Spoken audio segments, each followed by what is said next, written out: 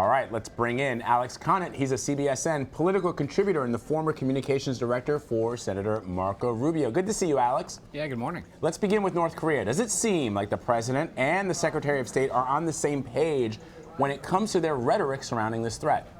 Yeah, I mean, they're both talking about this as a very real threat to the United States and our allies in the Pacific region.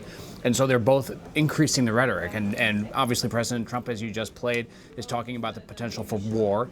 And Secretary Tillerson at the UN today is talking about the need for additional sanctions and other diplomatic pressure to be put on North Korea. So I think they're definitely on the same page in terms of amping up pressure on North Korea and on China, which could have which could help ease tensions in the region.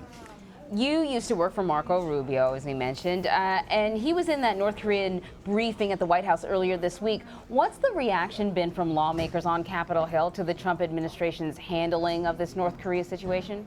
Well, I think overall it's been very positive. Congress certainly takes the threat of North Korea very seriously, and I think they're very glad that the administration is making this a priority. However, they being Congress, is really pushing the administration for more answers in terms of what the policy strategy is going forward. Yes, you can increase pressure on North Korea rhetorically, as we've seen the administration do over the last 48, 72 hours.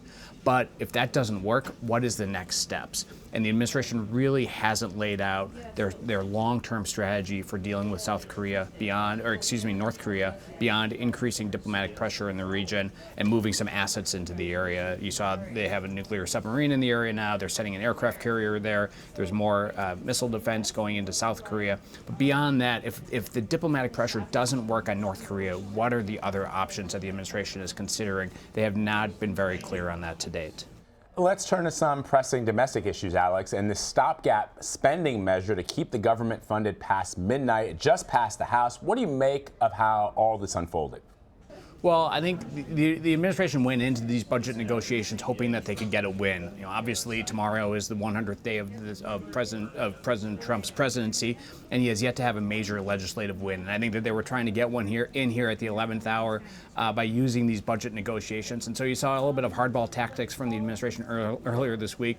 But the truth is, they ended up caving on everything that they were trying to get the Democrats to agree to, because they know that it would be catastrophic for the president if the government shut down on his 100th day. So today, the Congress is going to pass a week-long extension, keeping the lights on for at least another week so that they can hammer out a longer-term deal. I think at the end of the day, Republican members of Congress are likely to get a lot of what they want in this budget. That includes increases in defense spending. And Democrats are likely to get a lot of what they want, including funding domestic programs.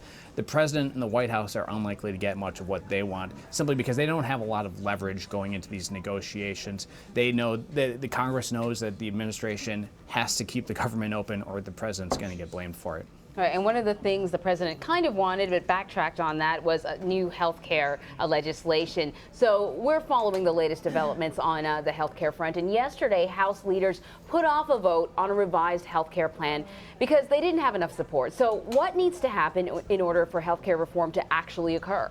Yeah, I mean, the healthcare debate happening on the Hill is fascinating because it's really like hot potato. Nobody wants to own healthcare right now because premiums continue to go up. If you want to have increased stability in the marketplace, you're going to have to continue to subsidize the existing programs at least for another year. None of the Republicans want to be the ones that sponsor that, although it's likely to happen. It should happen, I think.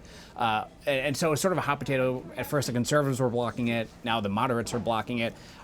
Republicans do want to deliver something because for so long they've been promising to repeal and replace Obamacare, but the policy of what they would replace it with is still coming together, and until they have something that can unite the Republican caucus, you're going to continue to see these sort of stalling and delaying tactics in terms of actually bringing something up for a vote. All right, lastly, Alex, as we look ahead to the 100-day marker, let me channel my inner John McLaughlin, may he rest in peace, and ask you, on a scale from A to F, how would you grade the Trump presidency? Obviously, A being the best and F being metaphysical ineptitude. Isn't that how you used to say it? Metaphysical something. How would you grade the presidency thus far? You know, look, he's learning on the job. I mean, we've never elected someone to the White House before who has no governing experience whatsoever.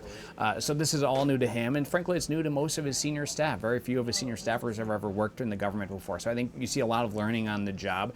I would say, January, February were probably closer to Fs in terms of doing things that just blew up right away, like the executive orders banning immigrants from Muslim-majority countries. But more recently, you've seen, more of a normal White House operations. I think in his last couple of weeks, he's been very strong on foreign policy. I'd give him an A or a B in terms of how he's handled Syria, how he's handled North Korea to date. So, 100 days is a fake benchmark. I understand that, there's a lot of media interest in it. It's a good time to sort of take stock of where we are.